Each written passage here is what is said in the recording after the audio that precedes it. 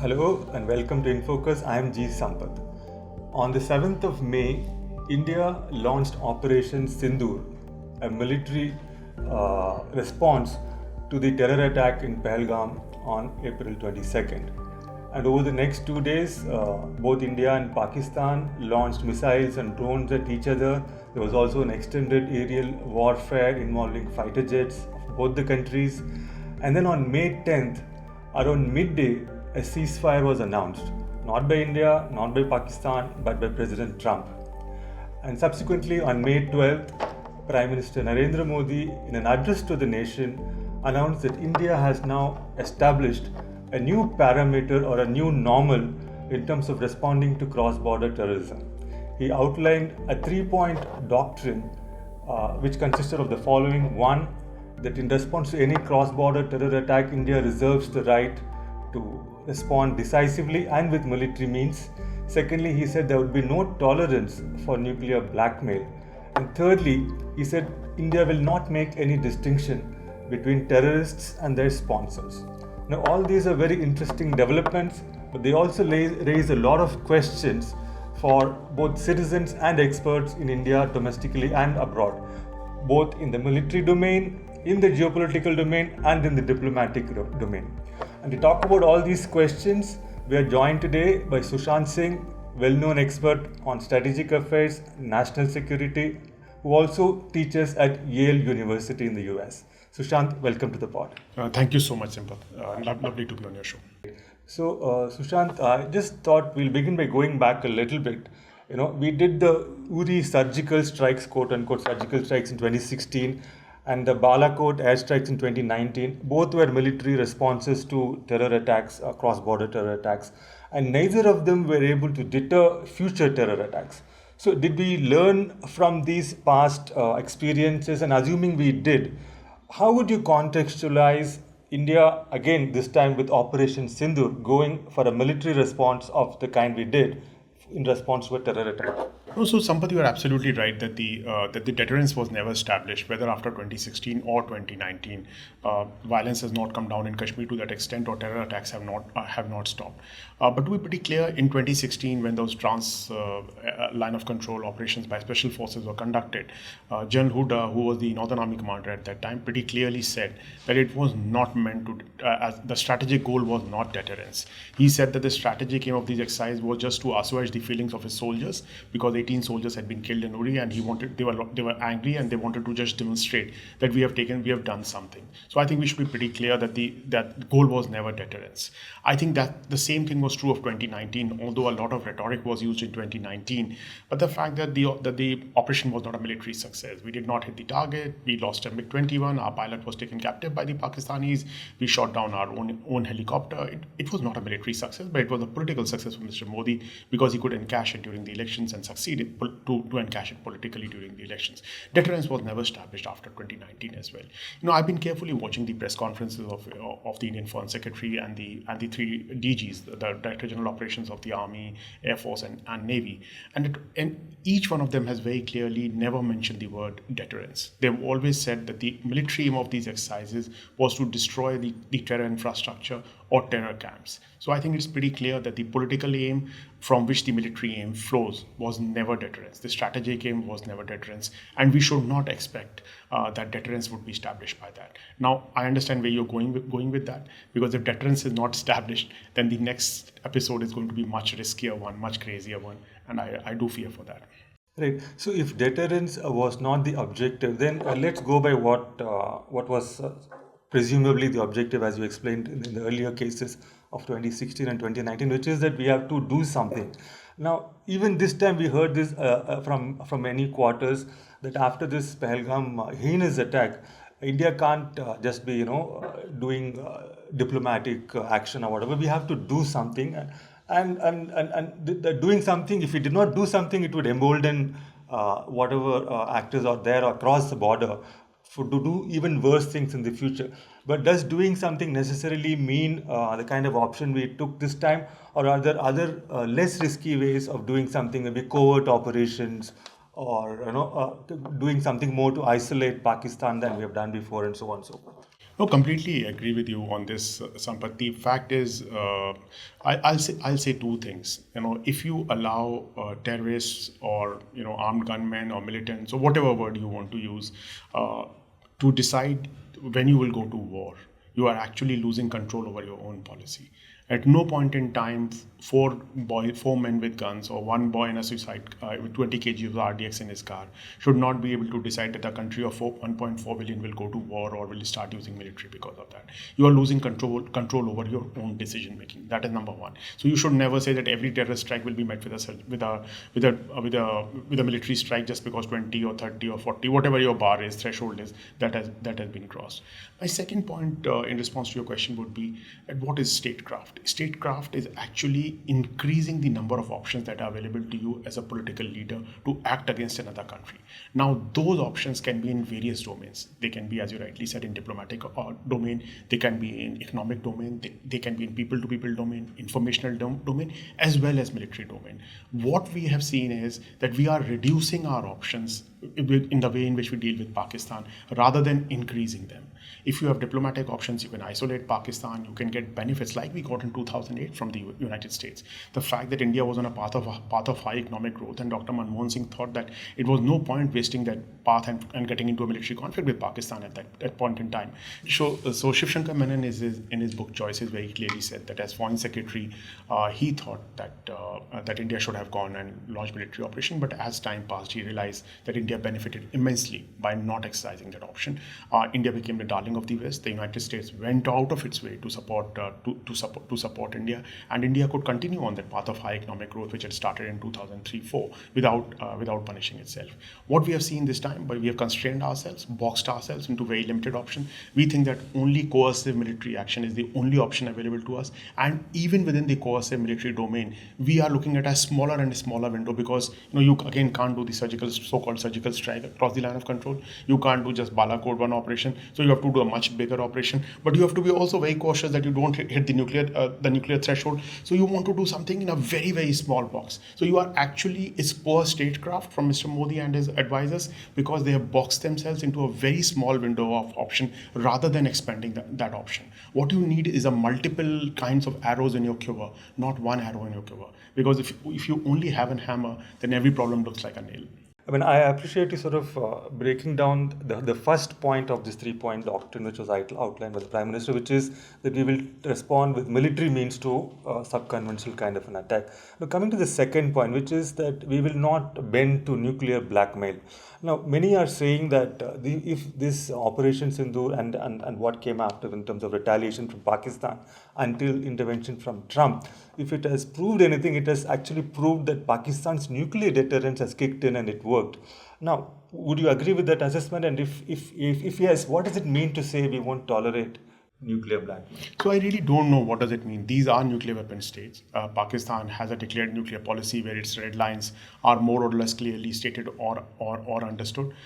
If you want to call out what we would call probably the nuclear bluff, Pakistan's nuclear bluff, that Pakistan is not going to use nuclear weapons come what may and is going to take as much punishment as you are going to give it, then it's a risk that you are willing to take. Because if we continue with this, then the day is not far when Pakistan will say, somebody in Pakistani leadership will believe that this is escalating every single time. You are starting at a higher rung of the escalation ladder, and eventually that higher rung of the escalation ladder eventually hits a point, and that point is the nuclear weapon. And as you rightly said, even this time, whether we like it or not, the world was paying attention to this region because there was a threat of use of nuclear weapons, not because that there had been a terror strike or people were outraged about terror strike. What we essentially saw is two things which have come into global attention, contrary to what the Indian media is trying to project, large section of Indian media is trying to project. It is not about terrorism from Pakistan. It is about the state of Kashmir. That Kashmir remains unresolved. That is what the whole world is looking at. And the second thing is that Pakistan has nuclear weapons, and these two countries are playing a risky game where nuclear weapons can be used. So the global attention has been focused because of that. If you look at President Trump's updates or speeches, it's very clear. Even his first update on Truth Social very clearly stated three things. One was that India and Pakistan both are great countries, blah blah blah. So they are equal. There are equivalence. Hyphenation, which we are so allergic to that hyphenation. The second thing he said, millions of people would have died, which is a euphemism for use of nuclear weapons, which is essentially what Pakistan always threatens. Millions of people would have died. Even yesterday he said, not nuclear weapons, millions of people would have died. And the third thing is Kashmir issue. That Kashmir issue remains unresolved, and I would like to use my offices to mediate between the two countries and resolve Kashmir issue. We can go out and say we reject all this. So we can base it on sources and say all that we want to say. But the fact of the matter is that the President of the United States is publicly going and saying this. The U.S. State Department is issuing a statement like this. The fact is, why did we otherwise listen to President Trump, or why did we actually agree to a ceasefire? I'm not saying that President Trump or Marco Rubio, mediated a ceasefire between us. But the fact is that it were those phone calls which allowed the Indian and Pakistani DGMOs to have a conversation. So interlocution can be of various types. Interlocution or mediation can be where somebody can come and give you talking points, or someone can just say, why don't you just two guys sit together, bring your heads together and arrive at some kind of solution. And I think in this case it was more that than specific points being given by a mediator. So the US role was important, and as you rightly said, the US intervened because it was worried about an escalation, a military escalation, which could hit the nuclear domain. So what you're basically saying is that India has been always maintaining that this entire dispute is about Pakistan's cross-border terrorism on Indian soil, number one. And number two, the Kashmir issue is essentially about POK, nothing else. These are the two things we can sit and talk about. And we have also rebutted various claims from the US saying that, there was no discussion of trade at all, for instance, and all the other points have also been rebutted. How do you contextualize this entire talk of coming from the US of India and Pakistan sitting together at a neutral venue and discussing? Do you think this is going to really happen because we don't have a choice, or is India ready to sort of defy these kinds of pressures as well? Two responses to that. One is the fact that we may continue harping that trade was never discussed by President Trump or Marco Rubio or J.D. Vance. The fact of the matter is that India's Commerce Minister Piyush Goyal is going to the United States in 3 days' time and trying to strike a trade deal and find a response to that trade.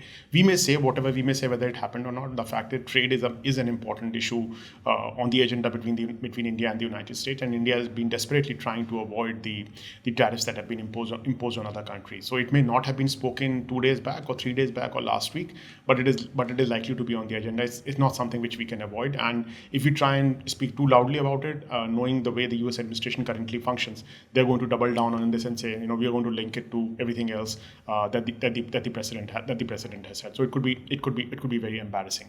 My own sense is that no Indian government, starting from Mrs. Indira Gandhi, has conceded to any pressure to have third-party intervention. Vajpayee almost conceded in 1999 during the Kargil War, but then stepped back once Indian military started making gains on the battlefront, and then refused to even allow Nawaz Sharif to land in Delhi. So that's been the historical trend since 1971. Simla Agreement in 1972 codified it, because 65 had been pretty embarrassing for Shastri, giving up Haji Pir Pass after going to Tashkent under Soviet pressure. And he had clearly stated in Delhi before leaving for Tashkent that I'm not going to give up Haji Pir come what may. But in 1966, he gives up Haji Pir under Soviet pressure. So since then, it was very clear the Indians had decided, and before that, even in Nehru's time, after India loses the 1962 border war to China, Bhutto-Suran Singh talks were held under American pressure. The Kennedy administration really pushed India that, we are supporting you against China. Now you got to go and discuss Kashmir. And by all accounts, Bhutto was very arrogant in this talks. He says, you are a loser country. Your country has just lost a war. How can you dictate terms to me? And India had suffered a lot. So the first time India got an opportunity in 1971, Mrs. Gandhi signs that agreement. And since then, it has been very clear, we don't want third-party intervention. I don't think Mr. Modi or any other government in India is going to change that policy. They are not going to listen to the United States. They are not going to have that conversation. But what that means is, because President Trump has no other diplomatic success to show for. Now, he hasn't succeeded in brokering a peace deal between Ukraine and Russia. He hasn't succeeded in brokering a peace deal in Israel and Gaza. This is the only success he can tom about. The tariffs have not been a success. He has backtracked on tariffs with China. This is the only success he has in the last 4 months. So every single day, wherever he is going to come out and hammer this loudly that this is one big success. I saved millions of lives. The way he clearly speaks. Thousands of nuclear weapons. Great countries, great leaders. Blah blah blah blah blah. But what does that mean? So India may not concede to that kind of pressure. May not do it, but it is politically embarrassing for India. Because Mr. Modi particularly has shown a kind of affiliation, a kind of affinity towards President Trump. And Indians have spoken very fondly about there's J.D. Vance, whose wife is of Indian origin, there's Kash Patel, there is the Director of National Intelligence, Tulsi Gabbard. They are all our people, they are all very friendly with the Hindu nationalists and the conservative idea. And to suddenly have the American president go and say this every single day and embarrass you is politically very damaging for Mr. Modi. So even if India doesn't concede, and which is what my belief is, India won't concede, even resisting this politically every single day and being hammered is going to embarrass Mr. Modi and put him domestically in a very difficult situation. So there'll be a political cost domestically, even though India will resist it internationally.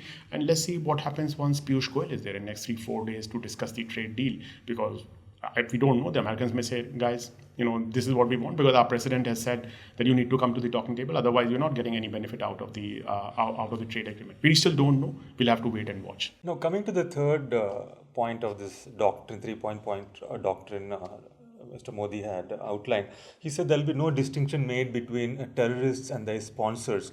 But do we assume that this means that there will be no distinction made between terrorists and the Pakistani government? Because there has been two narratives. One, of course, says that it is the Pakistani army and the intelligence agencies who are sponsoring these terror attacks in India. And if that is the case, yes, we have probably a right to sort of hit back at the establishment. But there is another narrative which holds that many of these terrorist organizations, Jaish and Lashkar-e-Taiba, many of them, they are not under the control of the Pakistani establishment really. And Pakistan itself has had a lot of terror attacks. They are struggling with terrorism themselves, and many of them have the power to pressurize the establishment too, and they might be operating independently. And if they're operating independently, then perhaps there needs to be cooperation between the Pakistani government and the Indian government to jointly, clamp down on those elements. So what do you make of this no distinction between terrorists and their sponsors? Is it really based on actual reality on the ground in Pakistan, or is it a position we are taking? So I think it's a rhetorical position, because if you remember in the first briefing after these strikes, or even the second briefing, the Indians were constantly saying that the strikes were non-escalatory in nature and they did not hit military targets. The same thing was after Balakot. The then Foreign Secretary Vijay Gokhale is on record many times clarifying this, as well as the then Indian ambassador to Pakistan is on record saying that we made it clear that we are not hitting military targets and our strikes are non-escalatory in nature. And this is a line which we followed clearly this time as well. So if we are talking from sponsors of terrorism, we mean the Pakistani military or ISI. That's not something what our statements after these strikes reflected. That's the point number one. But within those next 2 or 3 days after that, if then the ideas have changed and then we believe that we should also hit out at the Pakistan military, that's something we still have to see how that plays out. See, then once you start saying that I'm going to hit Pakistani military targets, then you are saying the two countries are at war. And that is why constantly the Indian emphasis is on non-escalatory. At one point in time, it was embarrassing, actually. As my friend Hartosh Bal said, are we begging of them that this is non-escalatory? Please don't escalate. What is going on here? Like, how many times are you going to say non-escalatory? Or how many times are you going to say that we did not hit military targets, we only hit terror infrastructure? That is one point. The second point, I completely agree with you that no establishment, no intelligence agency can have 100% control over any kind of non-state actors, whether terrorists or whatever. It is not that these are not puppets. They also have a mind of their own. So there would be a section of people, there would be some activities where they will continue to act autonomously, act on their own. Does that mean that can India cooperate with Pakistani establishment to find answers to it? I think history shows over the last 30 years that is not possible. Pakistan, for its various reasons, for its own insecurities, for its own challenges, for its own attitude and approach towards India, the way Pakistan came about, its own ideological differences, and it has massive insecurity about India's size, it being a much smaller country, about current Indian government's ideas of Akhand Bharat and the mural, the map on the mural in new parliament building, etc. There are huge kinds of pressure where they are not going to really collaborate and cooperate. Even after 2008, they really didn't collaborate. We should also not forget that Mr. Modi, as Prime Minister in 2015, allowed even ISI to come down to an Indian airbase in Pathankot after Pathankot was attacked, and that didn't lead to any situation. So I'm not as sanguine about collaboration, but I think my big point is that you should not give 4 terrorists or 5 terrorists or even a group like Lashkar-e-Toiba or Jaish-e-Mohammed the right to decide your foreign policy or your military policy or when India will go to war. You should not allow that right to be discarded from your decision-making matrix to somebody else's decision matrix, and that to non-state actors. So you have to be very careful in how you enunciate your policy and how you deal with it. My view is that there should be engagement with Pakistan, and I have a very realist view on this. My view, one is what of course you said, that whatever we can squeeze out of Pakistan, take out of Pakistan in terms of bringing things down by following a policy of carrot and stick. We should give reward as well as punishment. You can't have statecraft which only talks about punishment. Statecraft also has to have reward. The kind of stupidity that Israel does in the Middle East, you don't want to see any, and you don't want to be caught in that position where you only think that punishment is the only policy. So you need to have both carrot and stick with Pakistan. That is definitely not there. And the second thing is, if China is your big strategic challenge, if China is your strategic threat, long-term strategic threat, and you can't afford to have a two-front conflict where China and Pakistan are in a collusive threat, then you very clearly need to have peace with one of the two. And the only country you can have peace with is Pakistan, because China is a strategic challenger. China is going to be the big strategic challenge. It wants a unipolar Asia. It wants to dominate Asia, and you don't want a unipolar Asia. Pakistan is not threatening you. Pakistan is 1/10 of the size of your economy. Pakistan can be a pinprick. It cannot be an existential challenge to India. So you need to, as a realist, you need to have peace with Pakistan or manage relationship with Pakistan while working towards the big strategic challenge that China is. But will domestic politics allow for this line of thinking to sort of blossom, that we need peace with Pakistan? That doesn't seem to be on the agenda at all. No, I completely agree with you. If your domestic politics revolves around a Hindu majoritarianism and targeting of Indian Muslims and equating Indian Muslims with Pakistan, then of course this is going to be problematic, and you need to fix your politics for that. You need to fix your ideology for that. If a BJP minister in Madhya Pradesh yesterday equates an Indian Army officer, a women Colonel Qureshi, as sisters of terrorists, as a sister of terrorists, it's pretty much unacceptable. That's something which is completely horrible. And it's just not about being an army officer. The fact is that she's an Indian Muslim. Her family chose to stay in India. Please remember, Sampath, and this is something I tell a lot of people. In 1947, Hindus did not have a choice to go to other countries. Every single Muslim who has stayed in India has had the choice. They would have gone to Pakistan. They chose to stay in India. And every Indian Muslim who has chosen to stay in India is as Indian as anyone else. And to see these kind of slurs being used is completely unacceptable. And that's what this kind of politics has bred. Now, coming to the military aspect of these developments, there's been a lot of controversy. There is one domestic narrative in India which has been sold to audiences here. There's a completely contradictory narrative in Pakistan sold to Pakistani audiences. So, and the two don't seem to be meeting at any point. So, just very quickly, of course, we are aware that extreme jingoism has made it very difficult to make a purely objective assessment of how things have gone down. But there are just to take the question on this whole aerial warfare thing. There's a Bloomberg report I saw which said that many Asian countries are alarmed by the alleged superiority of Chinese jets against Western ones. So is this propaganda, or is this something we need to take note of? And also the allied question of this multi-dimensional operation which the Pakistanis have been sort of sharing videos, etc. of. Is this something that we are aware of and we are ready to take this on? What are your thoughts on this? So first thought is we should be glad that both sides can claim victory at the same time, because if both sides cannot claim victory, then we are in big trouble.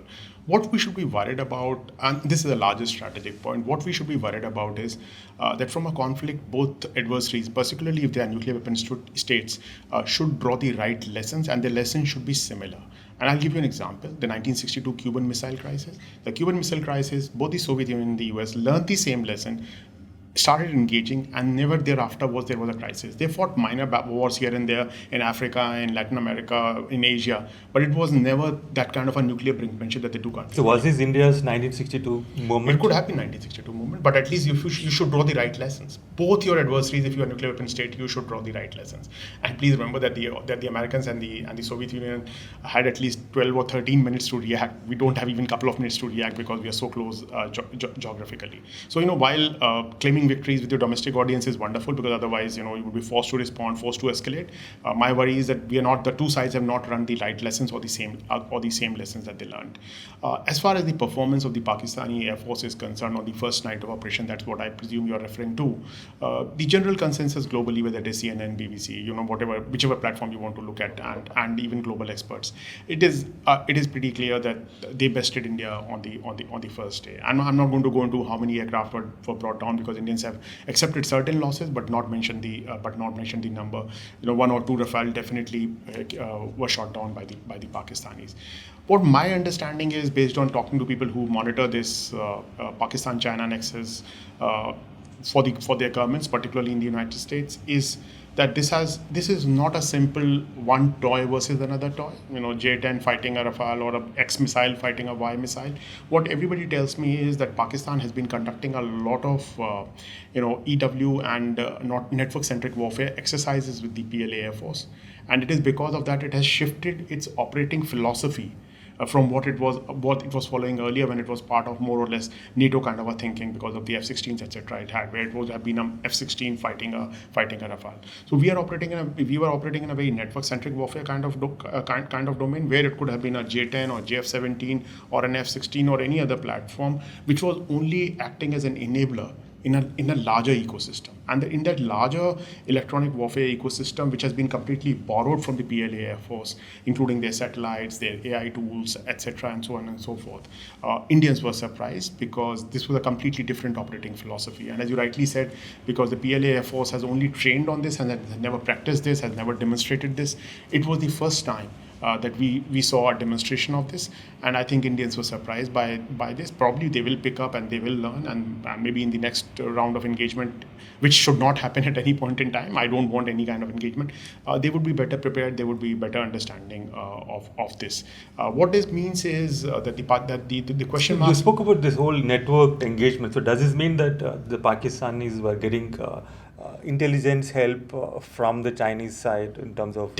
more than intelligence, it's the technological help and the way you operate. So you are not banking on only the radar of the aircraft to look at the other radar. You are operating in a kind of an enabling environment where a lot of systems have been integrated very well, and as part of a network, where the shooter is just one of the small parts, small components of the whole ecosystem. This is not a Hindi film hero going, or a Tamil film hero going and hitting. It is a very small part of a larger ecosystem. It's a more systems thing. So it is used operating as part of where there is a ground-based radar, there is satellite imagery, there is some AI tools which are able to process information very fast. It is a lot of those kind of things which are happening, in which it happens to be a J-10 which is the first one to fire or engage. Could have been a JF-17 or F-16 or anything else. Are our Rafale sort of similarly integrated or networked with allied systems and so on? No, because we have our problems. We have aircraft, etc., from very different kind of from a large number of countries. There are Russian platforms, there are French platforms, there are all kinds of other platforms, and the kind of enabling environment of the network-centric warfare that we have created probably hasn't matured to that degree, and the Air Chief has been on record for the last few months very clearly saying that there have been massive shortfalls in the Indian Air Force, whether it is the mid-air refuelers, whether it is the electronic warfare systems, whether it is fighter jets, training of pilots. The Indian Air Force's shortages are public and well known, and have been articulated by the IAF chief. But what I wanted to highlight is that rather than looking at one Chinese platform versus one French platform, or one Russian platform, what we should look at is two different operating philosophies at play. A very different operating philosophy which we have not seen in action any time before, operating with a different kind of a thing, where you put your best platform out there and believe in its ability to be the best in the business to overcome the adversary. Coming back to the situation on the ground, I mean, Indian officials from the top have been saying that Operation Sindoor is still ongoing, but at the same time there is a ceasefire also. And then we have this doctrine which says that any terror attack would mean that we will retaliate. So a terrorist attack is unpredictable, it can happen anytime. So how robust is this ceasefire? I mean, is it too fragile? Can we bank on it as something which is there? What is this? So Indian government is saying that there is no ceasefire. There is only an understanding with Pakistan. They've in fact gone out of their way to deny that there is a ceasefire. So I don't know what ceasefire are we talking about. My fear is that by saying that the operations are undergoing, you are actually trying to say that India is always at war, that India is going to continuously at war, and this is something which, as a Democrat, I don't like this idea that India is constantly at war. India doesn't need to be constantly at war. That would be a failure if we are constantly at war. And the simple reason is, which you probably understand better than I do, that there are domestic political consequences of constantly being at war, especially for people, working in various domains, civil society, media, and other fields, which Basic freedoms. basic freedoms will get curtailed if India is always going to be at war. And I don't like this idea being propagated that India is always going to be a war. I think it's a political failure. It's a strategic failure. It is a military failure. If you're going to say that we are going to be always at war, that's not what the purpose is. What is the purpose? The purpose is to have a peaceful environment for three things. You want to ensure your territorial integrity. You want to ensure your sovereignty so that you can take decisions without coming under pressure from Trump or Putin or Xi Jinping. And the most important thing, which historically has been India's idea since 1947, is that we want a peaceful environment to essentially allow high economic growth and development so that all the people are lifted out of the misery that they are in when the British colonial rulers left India. And still we are what? We are a $2,600 per capita country. China is 13,000. US is 86,000. There's a long way to go. We are a very poor and unequal country. You don't need to be at war to lift those people. You need to be at peace to lift those people. You need to establish deterrence. You need to dissuade your adversary, not say that we are going to be always at war. So I completely disagree with this notion we are going to be completely at war, but it allows you to do a lot of things domestically, politically, and it also allows you to kind of keep the emotions high. Against an enemy, you have an external enemy, and you can keep the emotions high. But I don't think it is strategically wise and even politically something which should be countered by well-meaning people. This notion of perpetual war, which you just talked about, doesn't this also mean that there's going to be a tremendous arms race in the subcontinent? I mean, that's going to be a drain on the resources of two poor countries. Of course, but and what you're going to do is you're going to push Pakistan completely into Chinese arms, because the only place where it can buy all this is it is going to become even more and more China's proxy. So you're going to deal with an even bigger two-front collusive threat. Something which you really don't want. Please remember, Hitler lost when he fought on two fronts. Napoleon lost when he fought on two fronts. No country, however powerful, has won on two fronts. You are not going to win on two fronts. You are making sure that the two-front threat becomes real, active, and alive all the time. Why would you want to do that? What kind of strategic thinking is that? And speaking of this two-front threat and India's real priorities, you spoke about economic growth, lifting people out of poverty, and so on, and that requires a stable domestic environment, and also across the border in the neighborhood you want some kind of stability. So is there a case to be made for a kind of a Kissinger kind of a reset with China? Is it possible at all? Is it in the realm of possibility, or is it something we're not ready to look at? Because Nixon did it, at a time when nobody expected it. Do you think India can probably look at it, because we already have a huge amount of trade going on with them, and isn't it really impossible to think of some kind of an understanding? Sampath, I would completely want that to have, and I would agree with you that there should be a possibility of reset. Only there are two problems here. The one problem which I mentioned even earlier is that China has a vision of unipolar Asia, which is completely contrary to the kind of vision that India has. India doesn't want to live under a unipolar Asia, where China is the big power, controlling everything, dominating the whole of Asia, including South Asia, which we are already seeing in play. And that's something which makes reconciliation that much more difficult.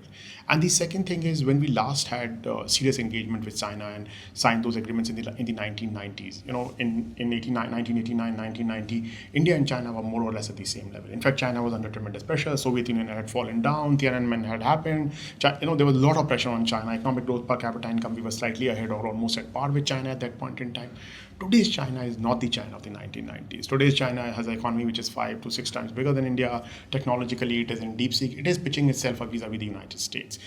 Chinese are not going to accept you as your peer competitor or as an equal if you start going and saying, no, we need to find an engagement. So there's a difference in what Kissinger and Nixon were able to do in 1971, because the power differential has increased tremendously. You will need to build your power to that extent where you can go and have an honorable conversation, a respectable conversation, where the Chinese respect you and treat you as a peer, as an equal.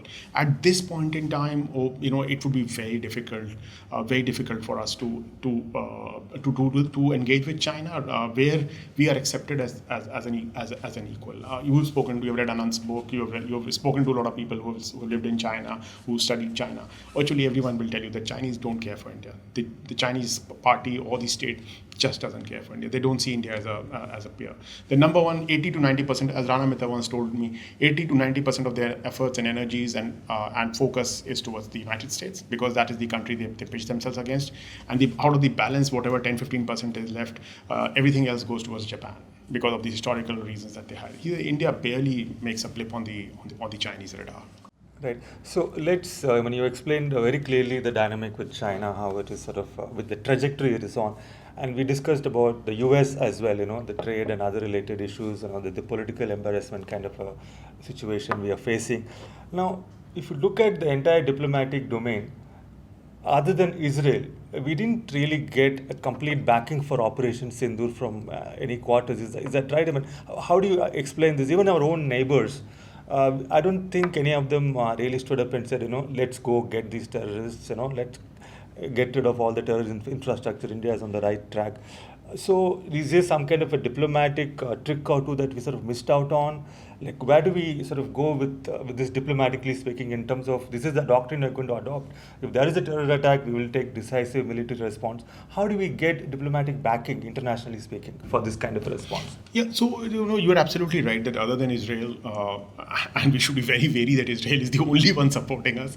And I think Pakistan got support from two countries, Turkey and China and Azerbaijan. We three countries, and we got support from Israel.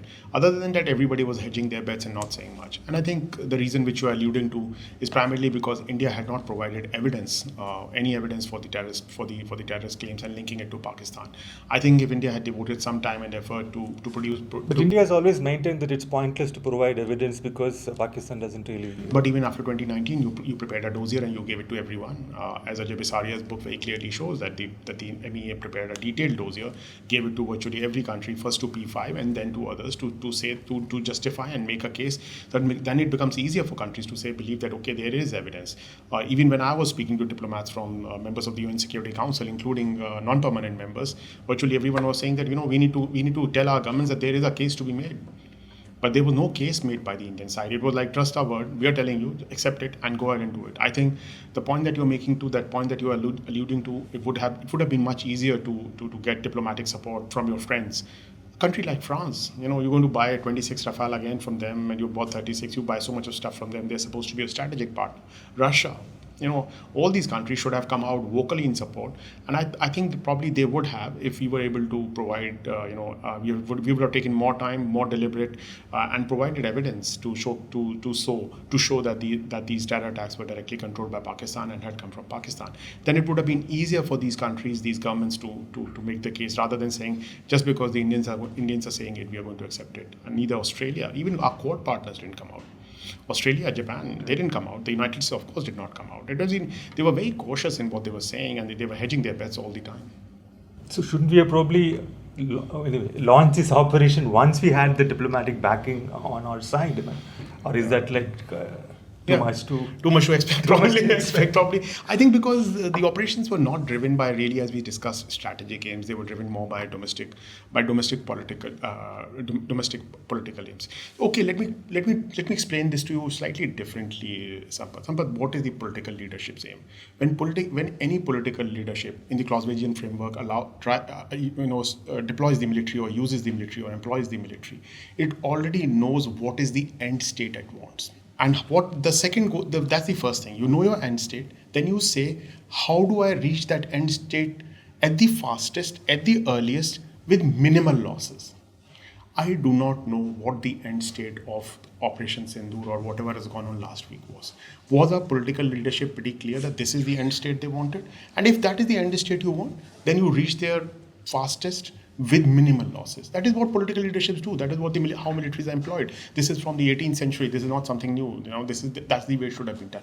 I thought that clarity was missing from the Indian side, and that is why what you said. If the aim was only to destroy these terror sites, etc., or these places, there could have very much been done by covert operations, where a large sections of Indian media would have given, in any case, credit to the Indian government and to the Indian NSA for conducting those operations without getting into this escalatory spiral where a threat of nuclear weapons would have come. So I completely agree with you. There was a lack of political clarity on what the desired end state was and how we are going to go there, and how quickly can we go there with how minimal risk.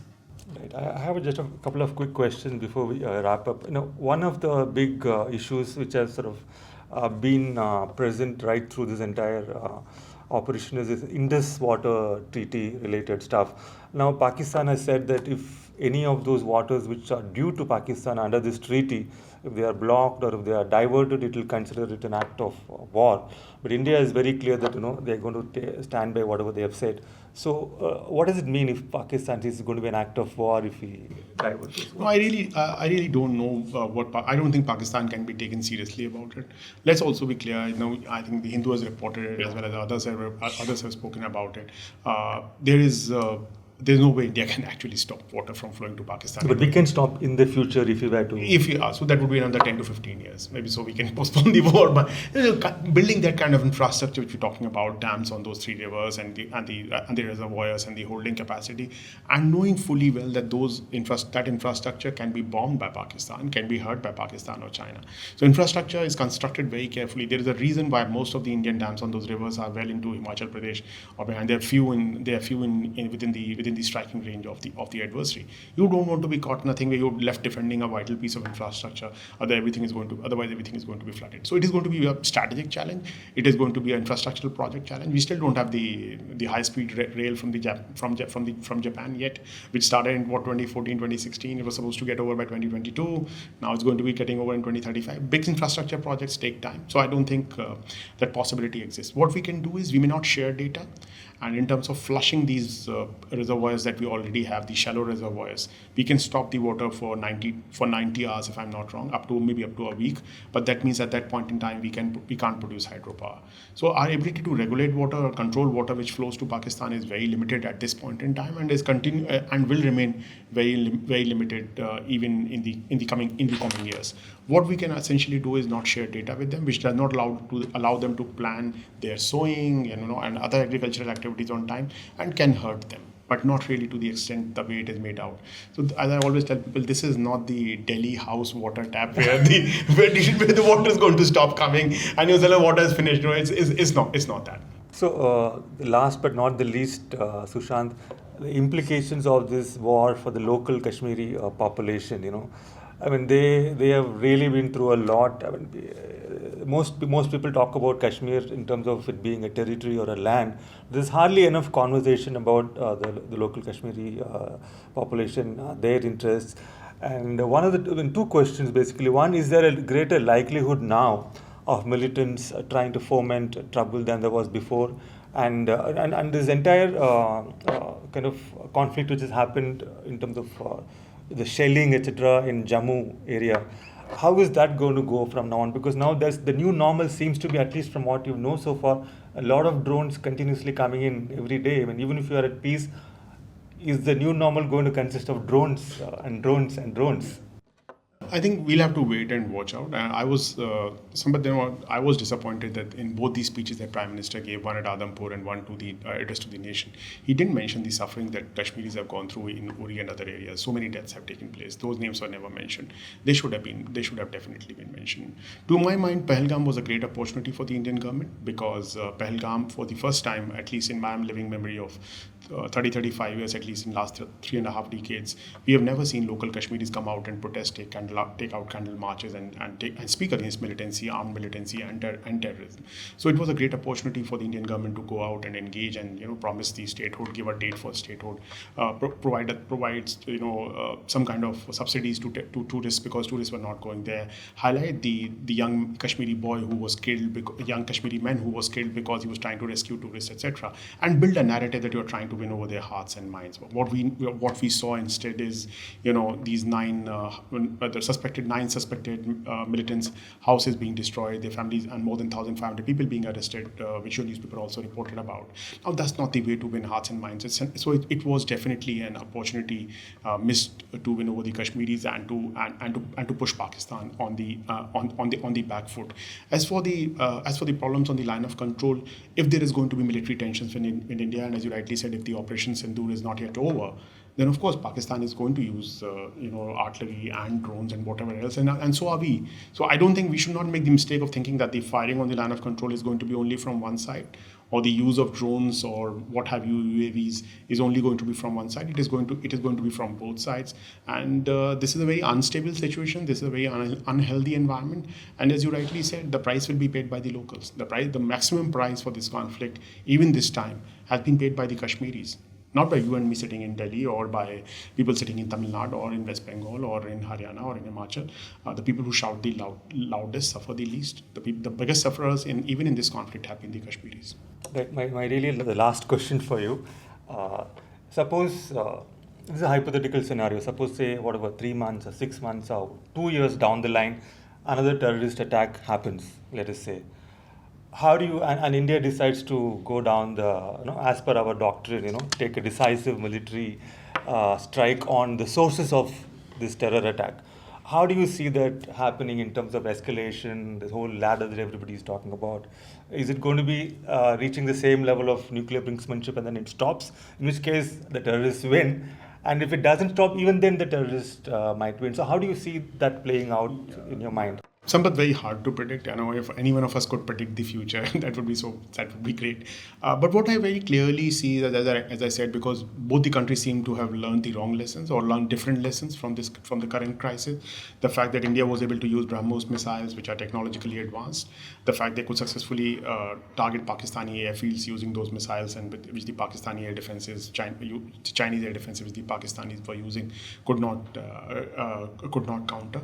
The kind of rhetorical nationalist environment that we see on both sides, that's not going to come down. The very heightened rhetoric, the very heightened emotional state of affairs, the brinkmanship that we see on both sides clearly means that the next crisis, the starting point would be much higher on the escalation ladder than it was this time. What these technological advancements mean, that the window becomes even shorter for escalation, and which means that diplomatic interventions are much more difficult to do at that point in time. So what we are witnessing is a much higher threshold at which the next crisis will start, much shorter windows for diplomatic intervention, which makes it much more riskier and much more dangerous. So the seeds for that crisis would have been sown here, because there has been no reset after this crisis. What we have seen is a pause.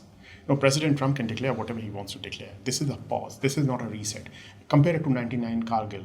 Kargil was a reset. We reset the escalation ladder back to zero, back to the lowest rung.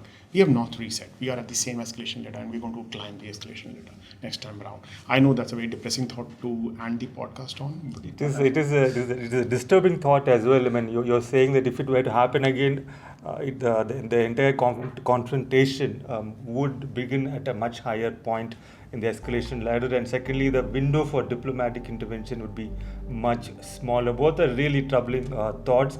But that's all I have for you in this episode of InFocus. Thank you so much for joining us, Sushant. Pleasure talking to you. Thank you, Sampath. It was lovely talking to you.